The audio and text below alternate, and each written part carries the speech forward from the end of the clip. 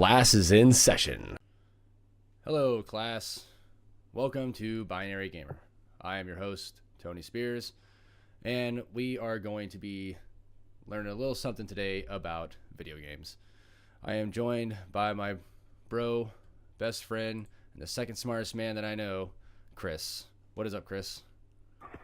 Nothing much. And so we today are going to be talking about some betas, mostly good betas and some bad betas, and then some new stuff that we've come across thanks to our on the ground team over at PAX South. Kurt and KGB are over there now, just roaming the show floor, talking to people, and they'll have a full report back for us on PAX South once they get back. Apparently, those guys are having a lot of fun, so I hope that they're having a good time for sure. But what we're going to talk about today are three games in particular. First is going to be Escape from Tarkov, which that kind of caught me by surprise. That was not on my radar at all.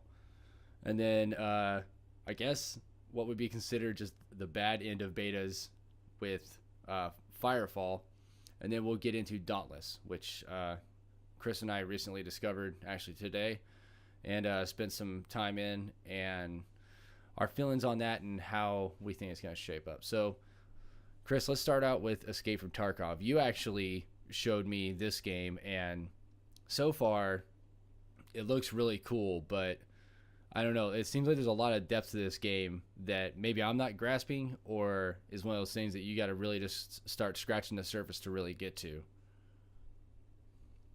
Yeah, I actually was watching a stream of somebody playing PUBG, a prolific PUBG streamer, and he was taking a day to play Tarkov.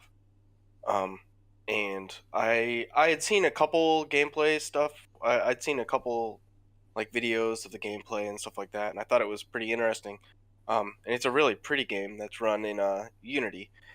It has some interesting like elements to it and stuff. It's kind of like an MMO style PUBG thing.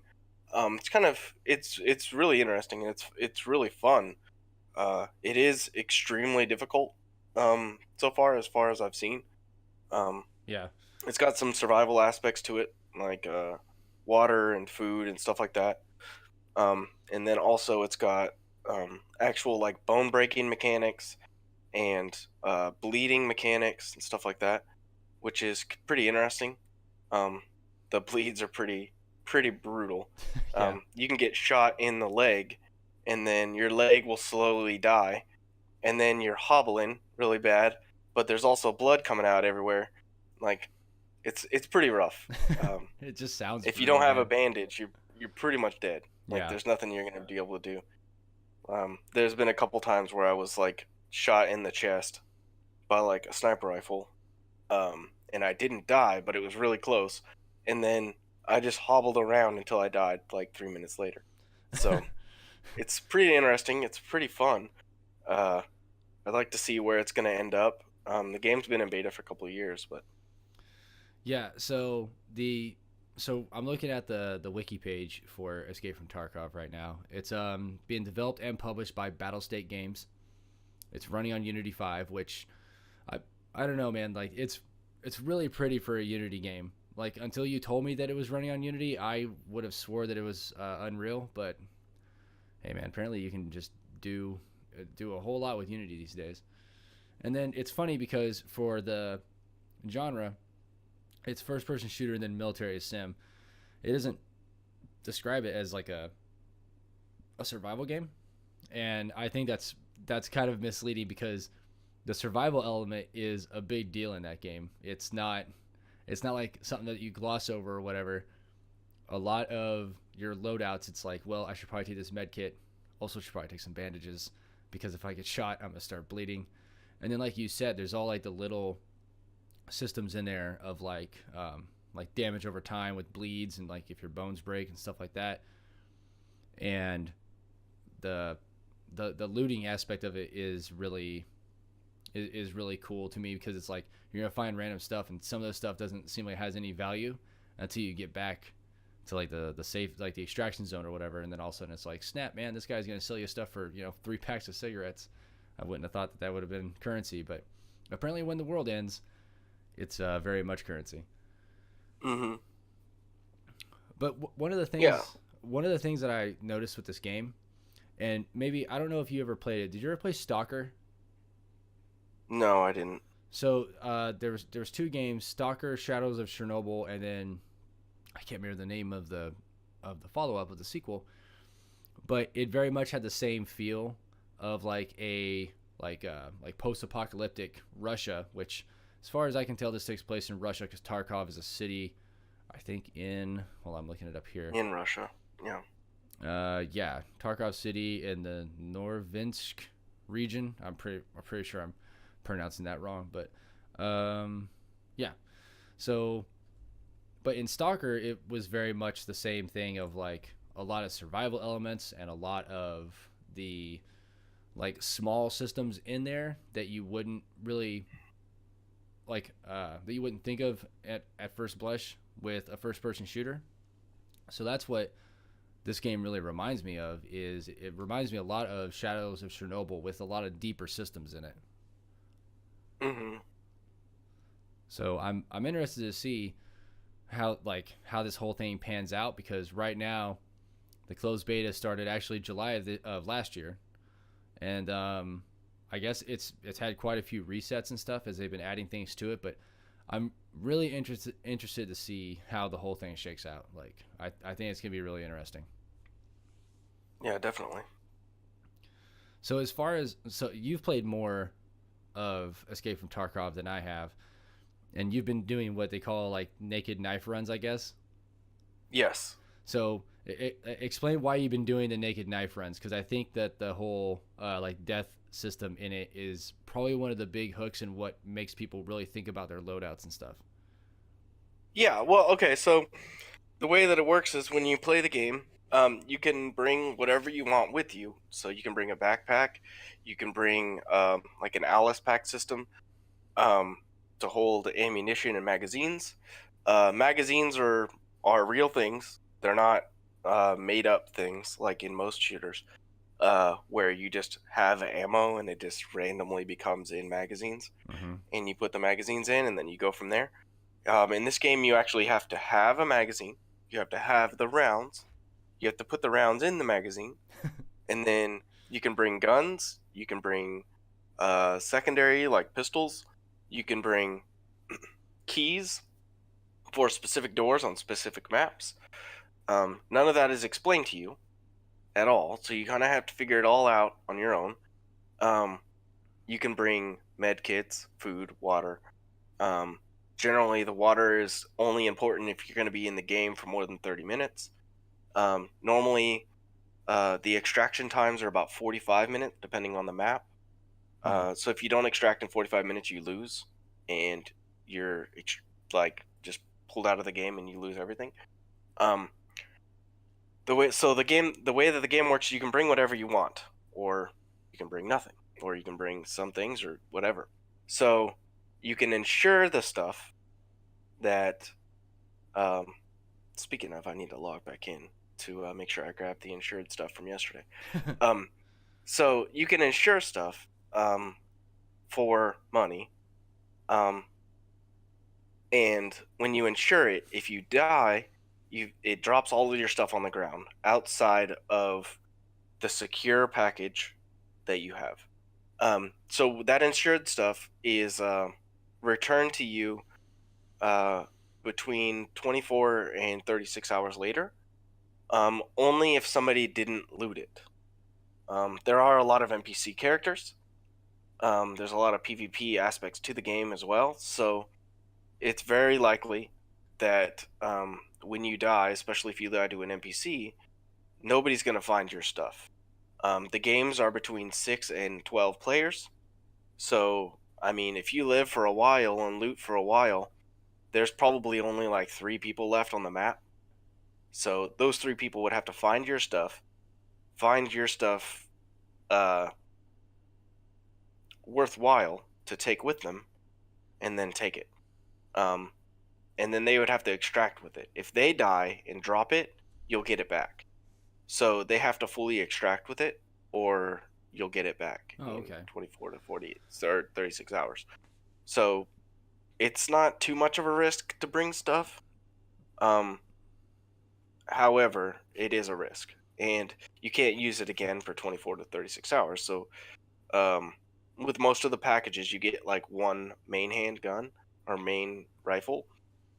So obviously, if you lose that main rifle, you're not going to have it again for at least 24 hours, or you might not ever have it again if somebody were to find it, Yeah. take it. Or if you don't insure it, like, so the first time I went in, I took a pistol and some ammo, and then I died and realized I didn't insure it. So now I am sans pistol and like 30 rounds. So I'm like, well, Yeah, crap. and like 2 magazines, Yeah. because the magazines matter. Yeah. The magazines definitely matter. They're expensive. Yeah. It's not like in. So that was the funny thing. So it's not like in PUBG where you go to reload and you'll just, you're essentially refilling your magazine is what you're doing in those games. Like a lot of games do that. Battlefield, Call of Duty, PUBG. Like it stacks your ammo in a very video game type way. This game, on the other hand, if you fire 3 rounds out of an 8 round magazine, and then you change your magazine, the 5 rounds that are still inside that magazine, if you don't do a quick reload and drop it on the ground, will go back into your pouch, and then the next time you reload, you might use that magazine that only has 5 rounds in it, unless you go into your inventory and put more bullets in it, assuming that you brought more bullets. But yeah, so there's a lot of thinking that goes on in this game. Like you have to be really cognizant, not just of your surroundings, but also of the actions that you're taking as the player. And I think that's really cool, but I don't know. And you might disagree with me on this, but I think when a game gets too caught up in its own systems, it starts taking away from the fun aspects of the game, and it becomes more about managing yourself as opposed to just like managing your movements and getting around the world. Does that make sense?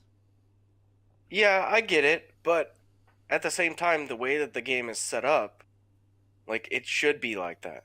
Yeah. It's a survival style game. That's a first person shooter. And they're trying to make it as realistic as possible. Yeah. Without like going too over the top. So I mean, it makes sense that they do the magazines that way. And it just adds a different dynamic to it. You have to be aware and cognizant of what you're doing. Yeah. You can't just like be willy-nilly reloading and switching out Yeah. weapons and stuff like that. And Yeah, and it really stops you from doing the whole Call of Duty thing, to shoot 2 rounds and reload. yeah, Like that's not going to help you at all. no, it's not. And it's funny because You're just gonna have a bunch of like 2 round missing magazines. yeah. But it is funny though, because I do find myself doing that just naturally in games. Years and years of conditioning in first-person shooters have taught me that as soon as I engage with somebody, I need to reload, because my next engagement, I might need a full clip of ammo. But that's also like gotten me killed in games too, where depending upon how long the reload for something lasts, some guy might come around a corner and just pop me in the face. So it's one of those double-edged swords of like, it's good for games like Call of Duty, where if you have the right perks and stuff like that, you reload so fast it's almost, you may as well just have a belt of infinite ammo. But Yeah. in other games, like where I had to break myself of the habit, like really think and break myself of it, was when I played Battlefield 3 and Battlefield 4, because I like playing the support class where you have like an LMG, and sometimes those LMGs take a long time to reload. So it would be one of those things where I would go and I'd engage a guy or whatever, and I'd drop him, and I'd only spend like 20 rounds out of a 100-round belt. I have plenty of ammo left to spare, but for some reason in my head I was like, nope, gotta reload. And then I'd be like mid reload and some guy just run up on me with a pistol or a assault rifle and take me out. So I had to really think about it, like, as I think we've said a dozen times so far in this episode, but like cognizantly remind myself, like, you still have ammo, don't reload until you absolutely have to, and then find a safe place, reload my 240 Bravo, the whole 9 yards. But this game is very much like that, where it doesn't just apply to things that have a long reload. Like reloading a pistol, you could end up boning yourself if you're going through the action of reloading the pistol before you actually need to. Mm-hmm. And also, you have to make sure that you have room in your inventory for that magazine. Yeah. Because if you don't, then it'll throw it on the ground. Yeah, this thing, Like, if nothing else, Escape from Tarkov is a really good Tetris simulator, where it's like, where do I have space for this? I need to find the space in my backpack. yeah. But yeah, I think so. To end out on Tarkov, which I think this game has a lot of potential just from what I've seen, and it looks really, really cool. I do think obviously that as time goes on, it's gonna streamline a lot of things, because you and I ran into some issues where like it took a long time to get into a game, or I mean the fact that our player characters look exactly the same is kind of so the one instance where that got us in trouble. So our player characters look exactly the same. You and I went into a building. I went to go loot something, and I saw somebody come in, and I thought it was you, and come to find out it was another player. And then he hacked you up, and he hacked me up, and then we both died. Yeah. So I think as the build goes on, as the beta goes on, and they get closer to their 1.0 release, I think it's, obviously it's going to get better. Hopefully they do some character customization and allow you to, to make your character look, slightly different than the normal cookie cutter, Russian guy. Yeah, Russian guy that they have in there. So you. Oh, also to explain the packaging, the secure package. Depending on the package that you purchased, you have a 2x2 square or a 2x3 square, or what was it, a 3x3 square if you buy the extremely expensive package. But so that's why the naked runs work, is that package, no matter where you die or whatever, you get whatever was in that box. Yeah. So if you run a naked run, so all you're running is just a weapon, preferably the tomahawk. If you're running with just the Gerber tomahawk, and that's it, and the secure package, of course, then you can just load that secure package up, 2x2, 2x3, 3x3. You can load that up with random things that seem to be worth money. So, like, you can find an ACOG scope, and some money. Also, you could bring a map with you and make sure that it's inside that box. So when you die, you actually get that stuff. So it's like you're generating money, but you're not taking any risk. Yeah. You're only spending time. That's it. Yeah. The other thing too is the scav gameplay, which I thought was really cool. So like, you can come in as your private military contractor player, which is when you go through and you load yourself out. You can insure your stuff if you want, and then you load to the map. Or you play as a scav, which essentially makes it to where you kind of inhabit a random NPC. So like you could be like low on health, have a random loadout, populate somewhere random in the map, but anything you take, like anything that you loot, goes back to your main character, so to your PMC guy. But then also there's no real risk involved. Like you don't lose anything because it's all a random loadout. But the limit to that is, and I think you had mentioned this, you can only do it like once every 30 minutes. Yeah, it's a 30-minute cooldown on it. Yeah, so you can't just keep popping in as a scav. And obviously, you only get to keep that stuff if you extract. Yeah. Oh yeah, because the scavs don't have secure boxes. You have to actually fully extract all the stuff. No, you don't have any secure boxes. So, but even if you were to start the game up as a scav and sprint straight to the exit, you would get his weapon, a backpack that he's wearing, some chest thing that he's wearing. It's worth it to try to do those, at least. And it is pretty fun, because the players that are playing on the map, they don't realize that NPC is controlled by a person. Yeah, because you look just so like they might think NPCs. that you're stupid, or you're an NPC, and you're just gonna like miss shots or not realize that the guys run into a certain spot. Yeah. And then I think fun. Another major thing to note before we move on is that even if you are grouped with somebody that you're playing with, you don't see their name above them. Like there's no indication of who's on your team. So it's definitely one of those things of like communication is king in that game, because it's like you got to let people know, like, hey, it's me, please don't shoot me in the face as you come around a corner. Like there's a lot of that, which is good. It's good that we have things like Discord and stuff so we can communicate with each other. But if you were just playing with a rando for some reason and you had no way to communicate, that would be really bad. Like I could see a lot of friendly fire happening where it's like, oh snap, I did not mean to shoot this guy in the face, I'm really, really sorry. Or you're not. Yeah, that's one of the reasons why I don't really group up with randoms. Yeah.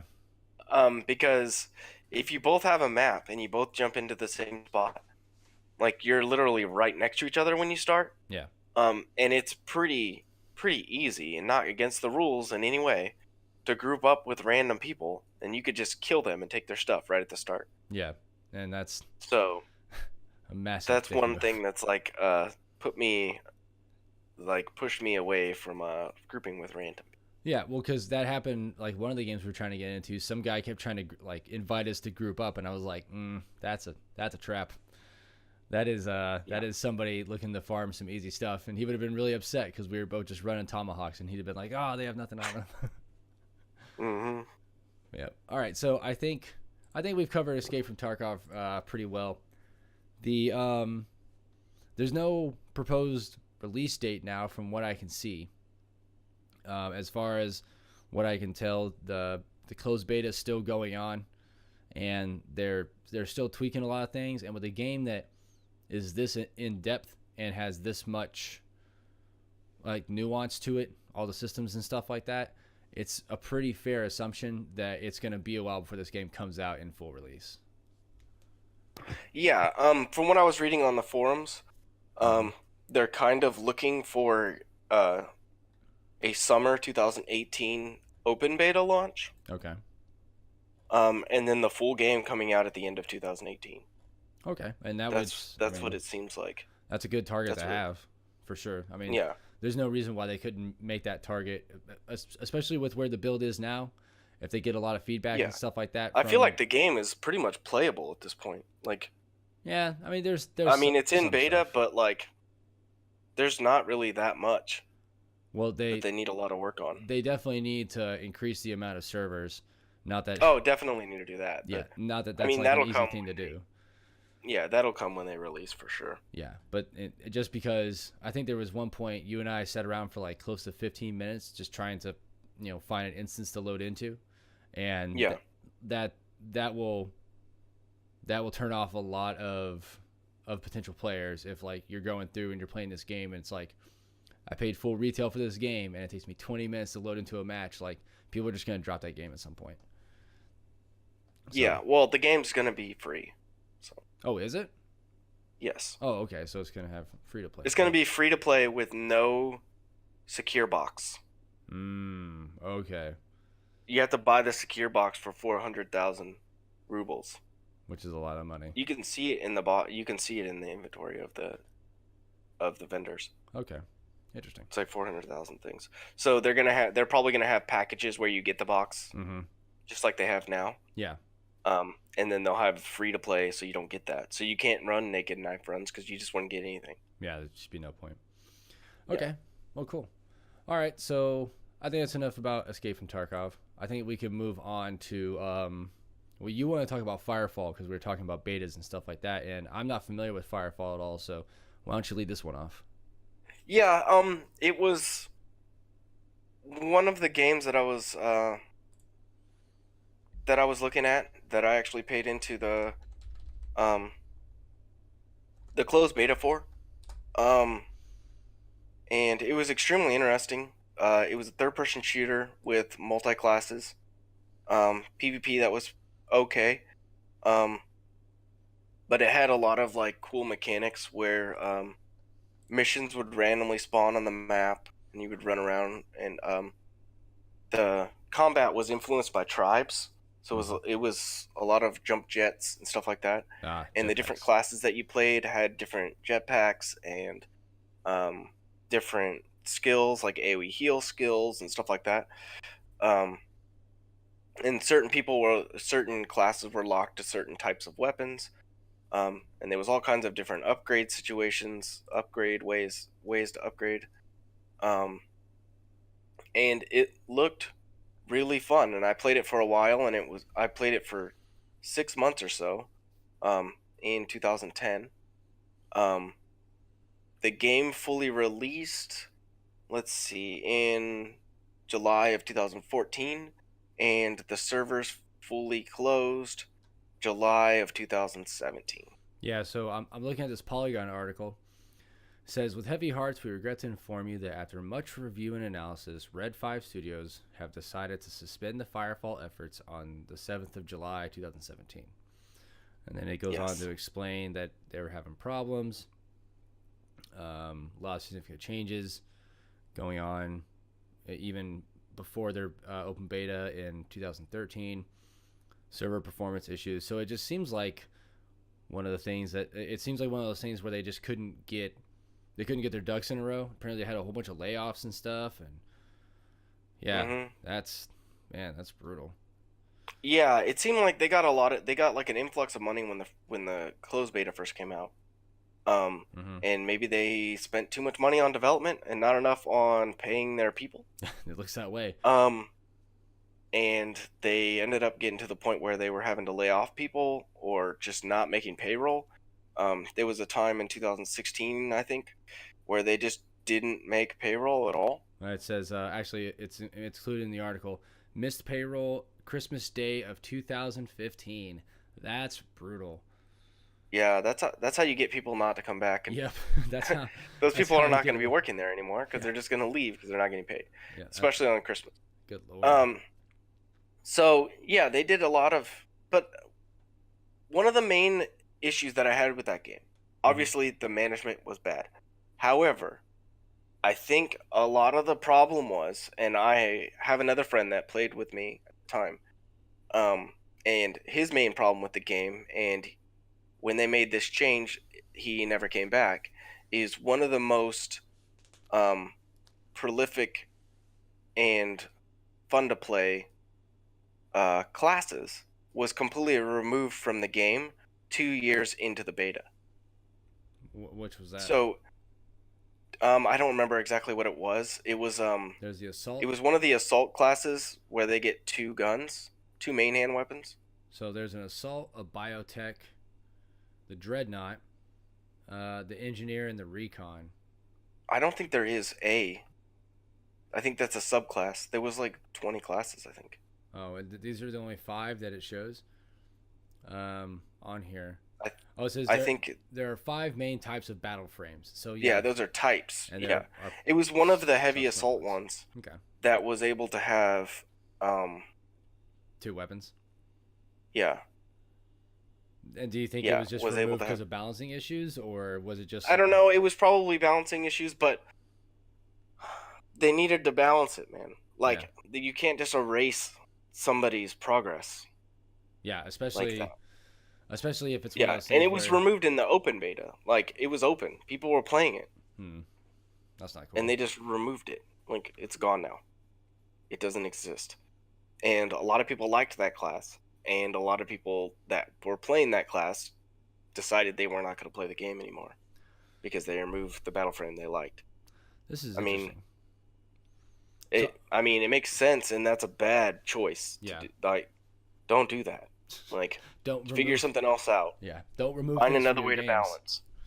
Yeah, So fully removed. And it's not like it came for a week and it was like, oh, okay, it didn't work out. It's gone. yeah, No, it was there for years. People played that class for years. mm-hmm. And then they're just like, nope, this class is gone. It's not going to be in the launch, See, that's not cool. like right before the launch. So you might be familiar with this. This is new to me, but under the development section of the wiki page, under engine, it says FireFall uses a custom server and graphics engine with its renderer based on Offset Engine by Offset Software. I've never heard of the Offset Engine. Have you? Mm-mm. I'm looking at this now. Offset Software is a video game development company based in Newport Beach, California. Let's see. They were purchased in 2007. No. Intel purchased them in 2008. Yeah, it was some Hmm. No, it was a GPU.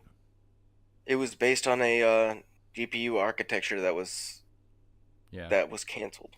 Yeah, it seems like the only game that actually did utilize it was FireFall. It says the offset engine was licensed by Red 5 Studios in '06 to create FireFall. Until shutting down the offset team did not mean Red 5 could no longer use the engine. The game now uses a heavily modified engine originally based on the offset engine. So I was just curious because Yeah. that stuck out to So me. it was essentially a custom engine. Yeah. It was like a one-of engine that was never used that they brought back and they modified it. Yeah, like how The Metal Gear game ran Solid. fine as far as I could tell. Yeah, and a They lot of had some those were. server issues, but that was a closed beta issue, Yeah. like normal closed beta stuff. But Yeah. it ran good. Yeah, I mean, just because And it was really it's a fun. custom engine doesn't mean it won't run good. I mean, look at the Metal Gear Solid series; they've been running on the Fox engine up until recently, but Yeah. that engine is tried and true for that type of game. But yeah, that's I Yeah, mean, I mean, there's all kinds of games that use custom engines. yeah. World of Warcraft uses a custom engine too. Is it really? Hmm. I mean, that does make sense because I've never really seen anything that even in other MMOs that looks like World of Warcraft. So that does make sense. Yeah. All right, so I think with that we can move on to Dauntless. What do you think? Sounds good. So this is a game that I'm actually really, really interested in. Don't get me wrong, Escape from Tarkov, I think it's gonna scratch an itch, but right now I've got PUBG to fill that void. And to be perfectly honest, after that chicken dinner last night, I'm telling you, man, it's gonna be hard for a game to usurp PUBG for me when it comes to shooters for a long time. But I am gonna give Tarkov a fair shake, I promise.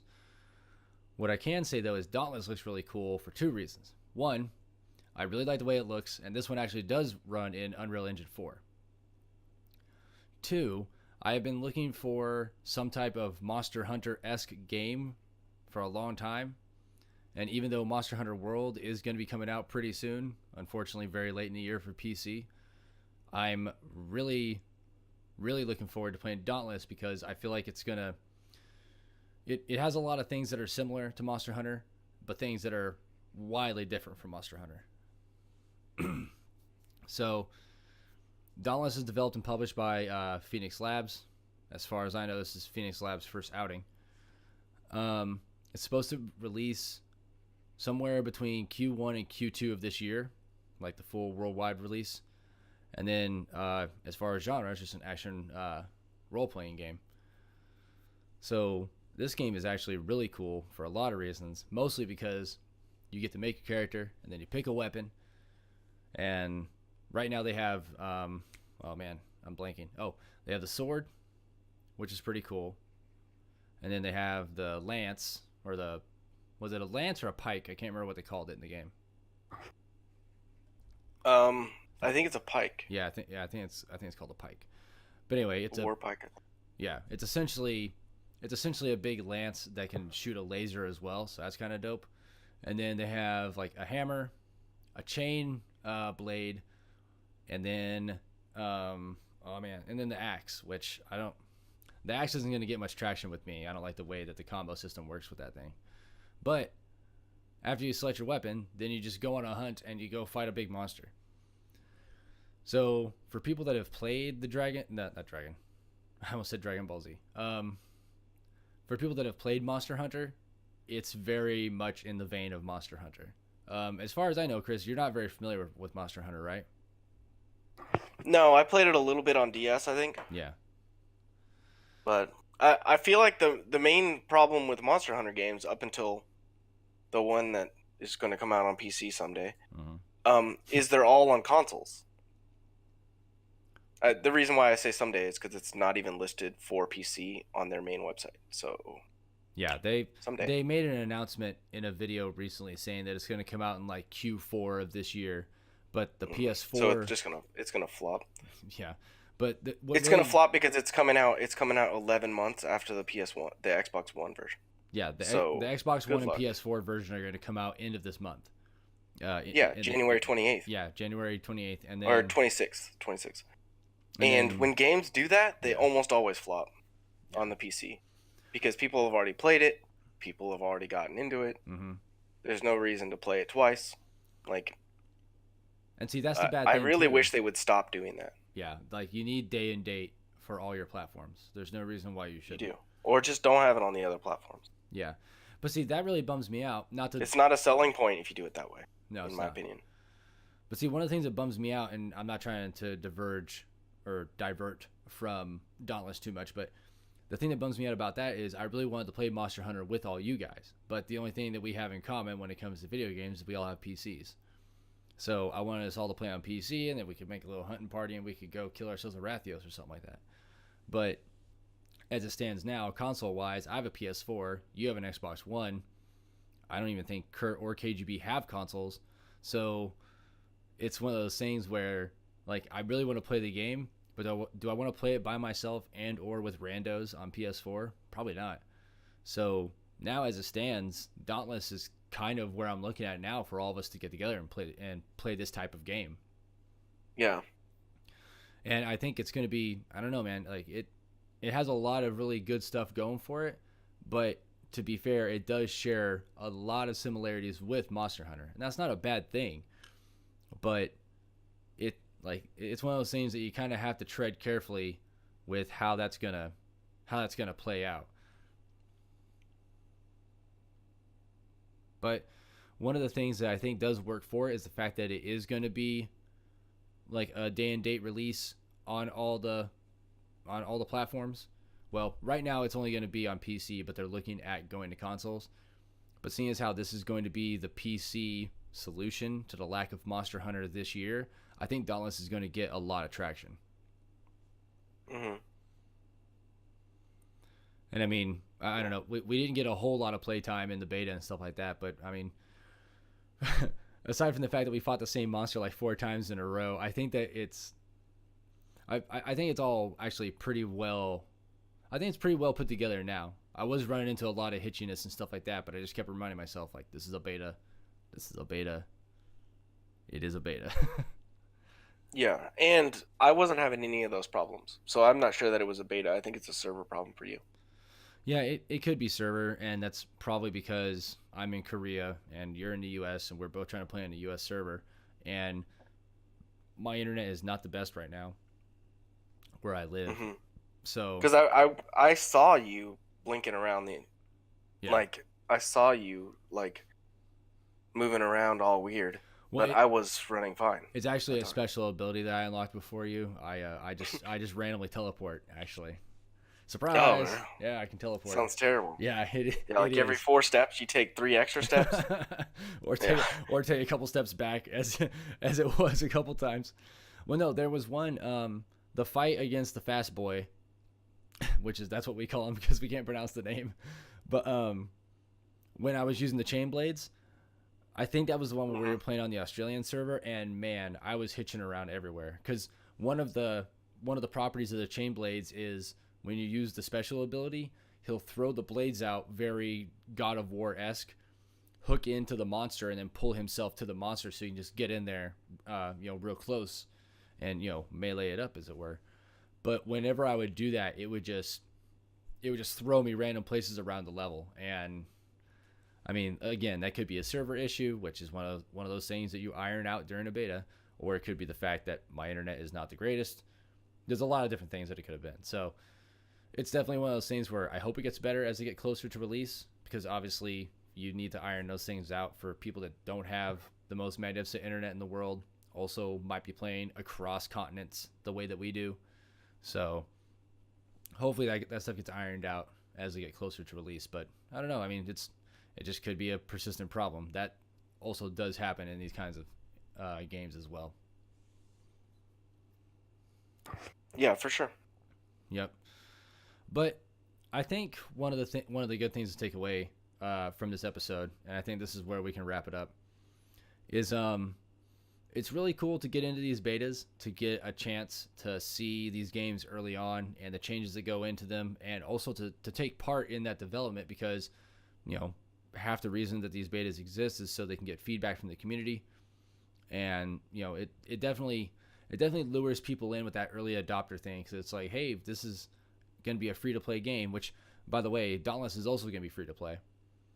But both these games are going to be free-to-play, but you pay into the beta because you want to get early access and you want to get really cool stuff, so that when the game does release, you have all the cool stuff. And then it's kind of like how your account is with Warframe. Like, you have a Excalibur Prime Warframe. You can't get that Warframe anymore, but you have that Warframe because you got into the game like day one. Yeah. So it's one of those things where, like, you know, if you stick with the game and you stick with the platform and stuff like that, buying into these betas and stuff like that and taking part in the development, being a part of that community, does end up paying off.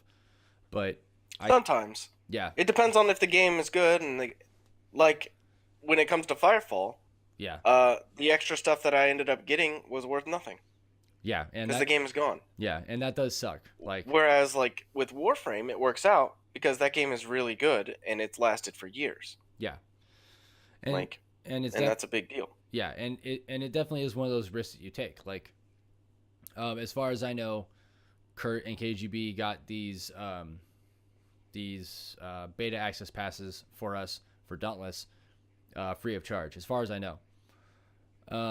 But if they had to pay into it, if for some reason Dauntless does flop, that kind of sucks because they might have paid 20, 30, 40 bucks, whatever. I mean, I know you paid in $45 for Tarkov, right?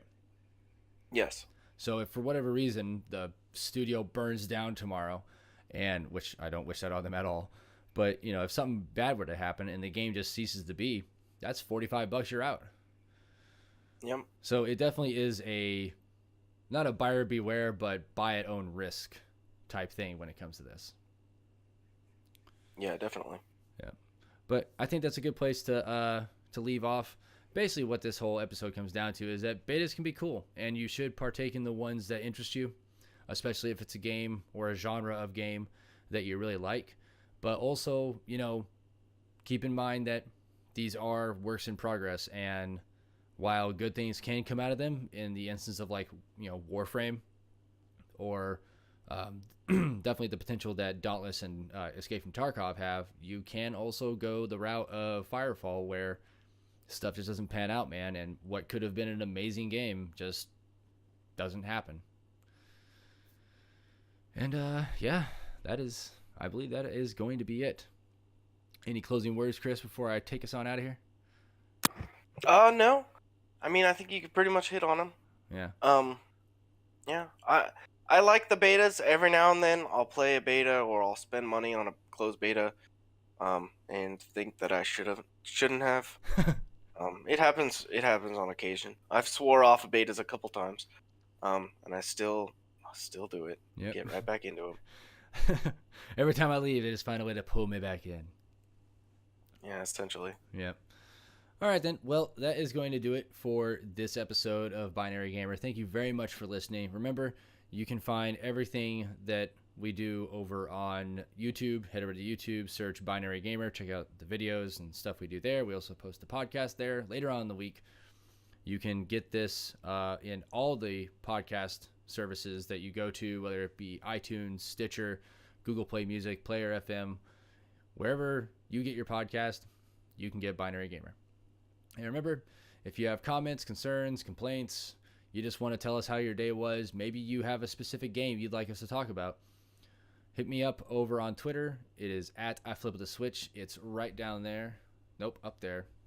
Yeah, up there in the corner. Hit me up there on Twitter and just let me know what you're thinking. But that is going to do it. Thank you very much. Have a great day. Class dismissed.